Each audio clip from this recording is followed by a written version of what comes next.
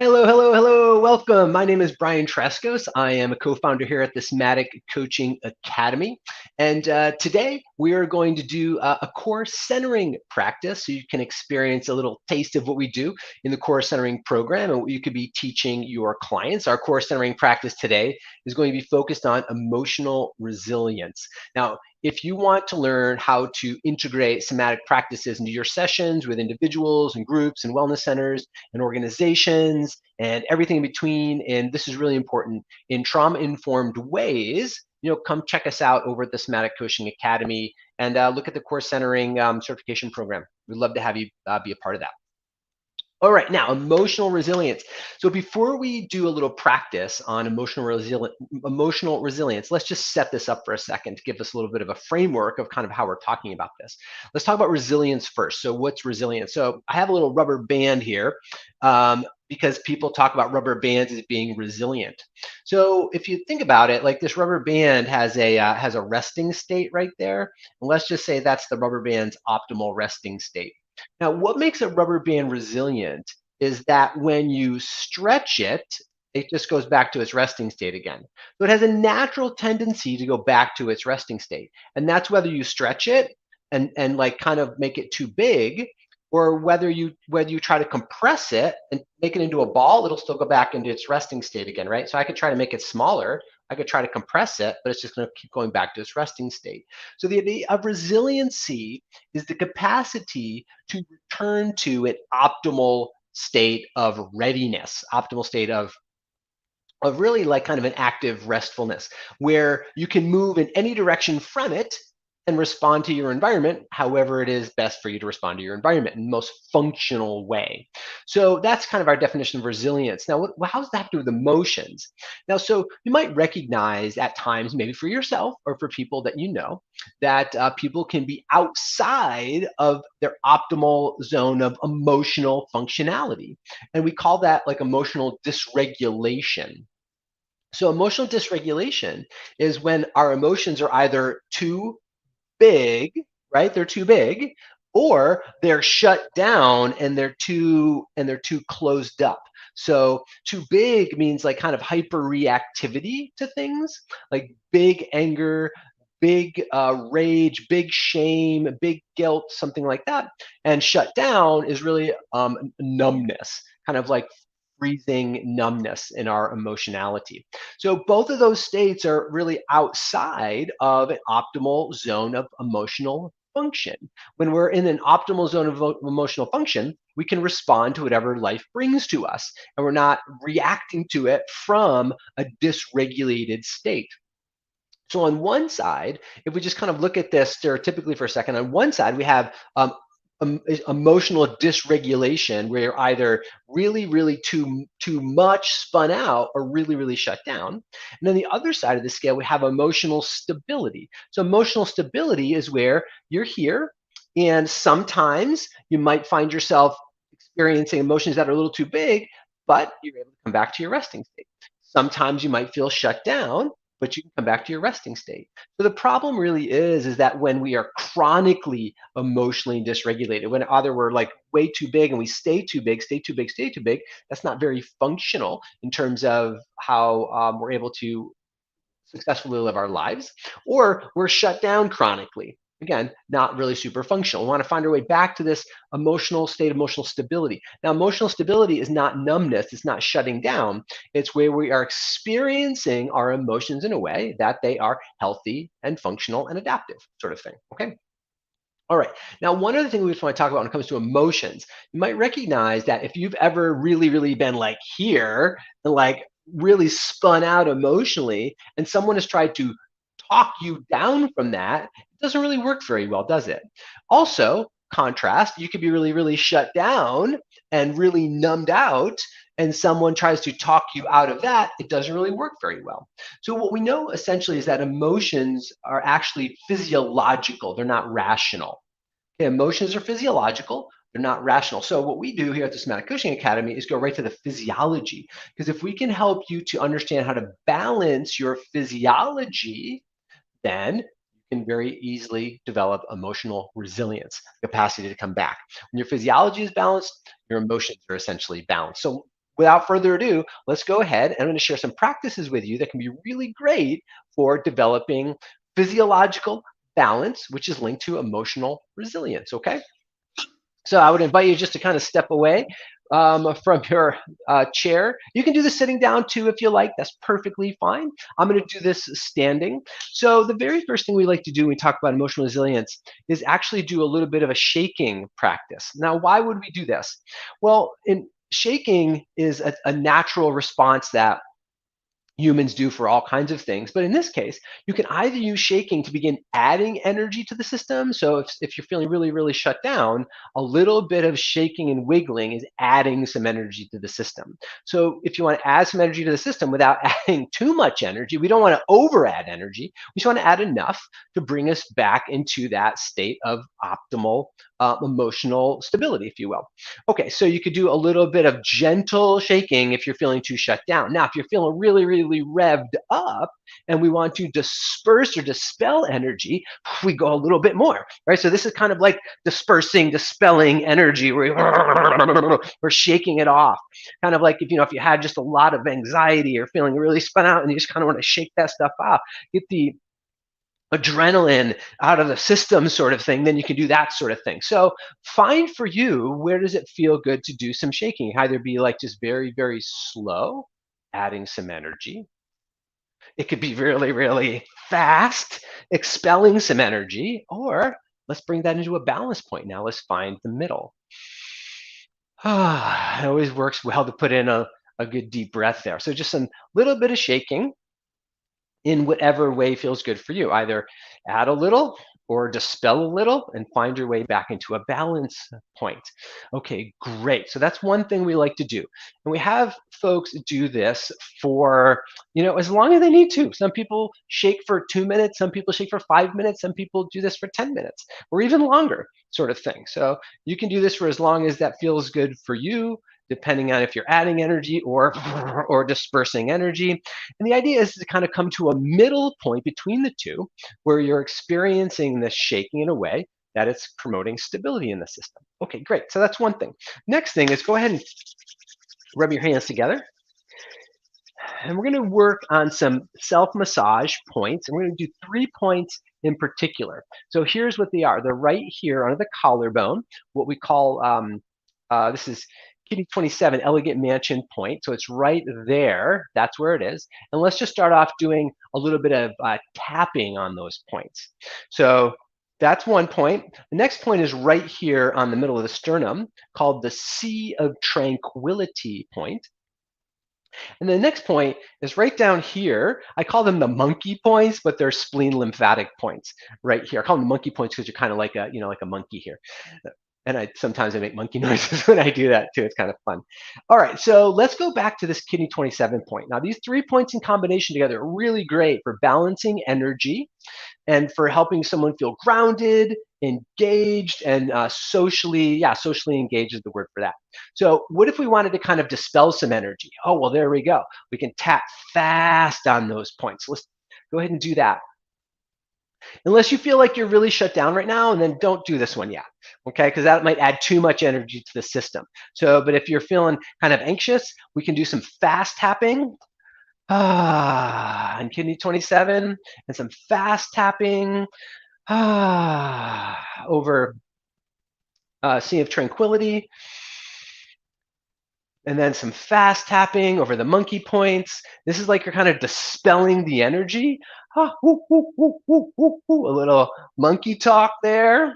Okay, now, if we go back to kidney 27 and we wanted to just begin waking it up just a little bit, if the system felt really shut down, then what you can do is just hold a deep pressure there just for a moment. So I'm just got little bird's beaks on my fingers, and I'm just right in that kidney 27 point. I'm just going to press in there.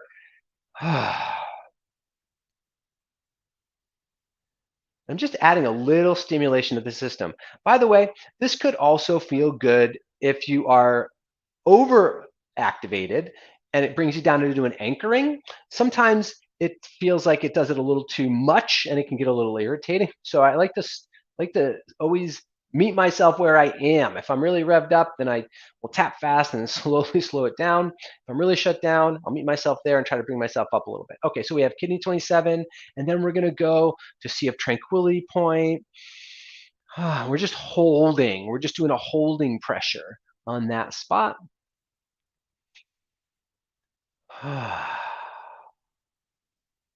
And then just a holding pressure on the monkey points.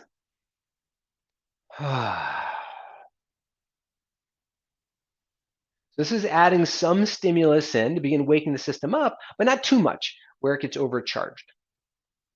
All right, now what if we went in between? So whether you start here with a hold or whether you start with fast tapping, if we wanted to bring our nervous system into a state of balance, right? We're not stretched out, we're not closed down, we want to come back to optimal resting point. Let's go between those two. So maybe that is, it goes from a fast tapping to just a slow kind of massaging. So it's still, we still have contact and we're moving more than just holding it there. So we're doing both motion with pressure now, which is kind of between those two. If you can imagine that. So let's try that. So a little massage over that kidney 27 point.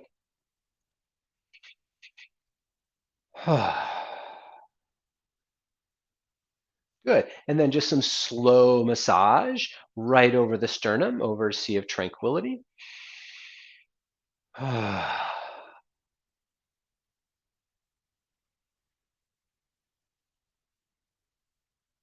Good. And then just some slow massage right here over the spleen points and the monkey points.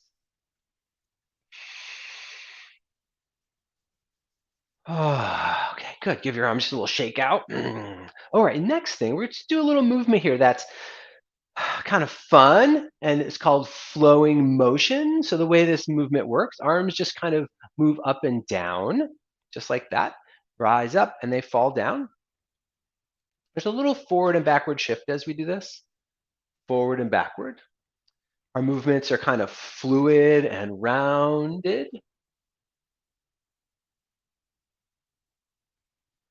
Just like so.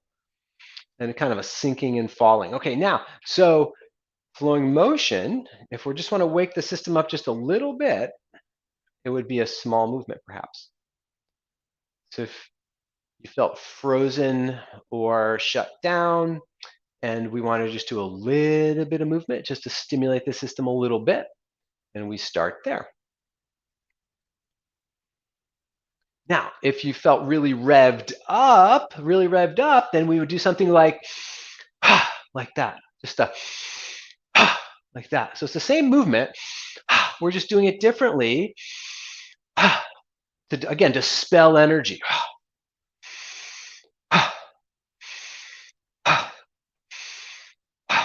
But if you felt a little like, oh, I'm really tired and I feel shut down and a bit numb and want to bring ourselves back to balance, then we would maybe do just a little bit of slower movement. Either way, we're looking to kind of get to a middle between those two. The middle between those two would look something like this, where the arms just kind of reach up to shoulder height, moving at a moderate pace, That helps you feel like if you were a rubber band, you're coming back into a zone of optimal emotional range where you feel engaged but not overcharged and not undercharged. Now let's add a balancing breath to this. So there's something we want to share called a three-part breath. So that's 2 inhales and 1 long exhale. And it's a great way to begin balancing the autonomic nervous system. So it looks like this. It goes inhale twice through the nose, and then 1 long exhale through the nose or mouth. So kind of bring your arms up halfway with the first breath, and then the other half, and then out.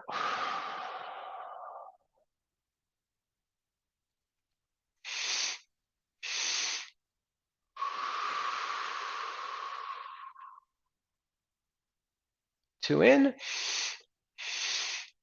one out. So the first breath you might imagine coming into your belly and the second up into your chest.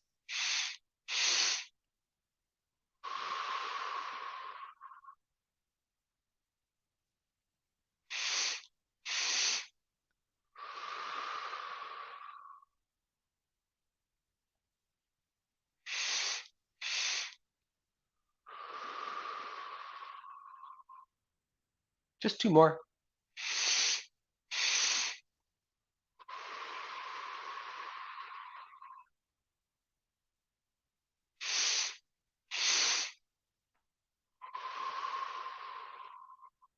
All right, very good. All right, now I'm going to come back to my seated position. All right, and it's all about balancing today. So now we're going to do another balancing breath practice called alternate nostril breathing. So for this, because depending on what nostril you're breathing through, will activate different parts of your nervous system. So the way we do this is you take a hand. I like to. You can just do it like this if you want to. You can also put your hand here on your fingertips and then use your thumb on one side and your other finger on the other side, sort of thing. But I'll do it like this because it's easier to see, I think. So the way alternate nostril breathing works is you close one nostril. And before we do that, though, make sure you're in a pretty good posture. So feel your feet on the ground, kind of feel your bottom settle into your chair, bring your head up nice and long. So we're kind of opening up our lung and rib spaces, okay? Okay, now with that said, just go ahead and take a normal, natural breath for a moment. You do this with eyes open or eyes closed, totally up to you. Let's go ahead and close your right nostril. And it works like this. Breathe in through your left, close your left, breathe out through your right.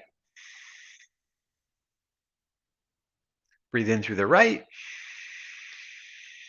close the right, long through the left out. Breathe in through the left, close the left, breathe out through the right, breathe in through the right, close the right, out through the left, in through the left, close the left, out through the right. Alternate nostril breathing. Do 3 or 4 rounds of that, and then just check and notice how you're feeling. Honestly, I'm starting to feel pretty chill right now by doing the practices we've just done so far.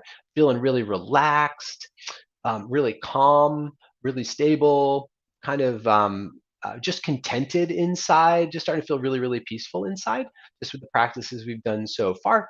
And I came into our live stream today actually feeling a little get geared up. So I'm feeling a little bit more calmed down. All right, so the last thing I just invite you to do here for a moment with a nervous system balancing practice. And you can do this with eyes open or eyes closed. But if you wanted to do it in a way where you're balancing your nervous system, you do this with eyes open, but only open like halfway, sort of thing. So not open all the way, they're not closed, they're kind of halfway in between. And focus on a spot in front of you. Probably not on the screen right now, but just focus on either the wall or an image somewhere in front of you or out the window. Just focus out the window for a second. And like I'm looking out the window at a lake right now. There's a lake right outside of my window. And so you can do this visualization with water, wind, or fire or something natural is pretty cool. You might notice that each one of those things has also those 3 states that we've been talking about. Either a state that it's really, really agitated and stirred up, a state that is completely frozen or shut down, and a state in the middle where it's kind of like in this optimal functional range. So for water, as I'm looking out the window, I'm seeing a lake that is actually pretty calm. Seeing just this nice calm lake. Now I could also visualize that lake as a frozen lake. This happens in the wintertime, gets just frozen. It's completely shut down. I can't see any movement within it or around it at all. And while this lake never gets hot enough to actually kind of like boil, thank God, if water was really, really activated, it would be steam, wouldn't it? So I'm just seeing this water is the middle state between steam and ice. So I'm just visualizing and kind of just coming into harmony with that middle state of water. With wind, sometimes the wind just thrashes and churns. And sometimes it's just completely dead and still, and it's like so muggy. You just wish for a little bit of a breeze. And then in between the two is you have a nice little breeze. Fire's the same way. Fire can be completely out and cold. It can be raging, or it can be just a nice warm campfire. So whatever one of those you choose, water, wind, or fire, just take a moment to visualize the balanced state of that element.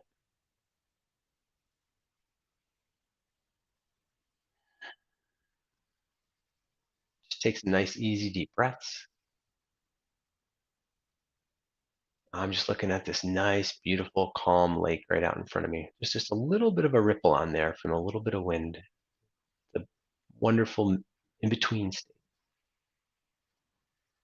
And so I invite you to sit here as long as you like, being with your in between state, finding that level of emotional stability based in physiological stability. And always remember that if you're interested in bringing this work to people and learning all of the science and the physiology around core centering practices, yeah, make sure to check us out at the Somatic Cushing Academy and see when we have the next core centering certification program coming up. Until then, hope that you all have an amazing, amazing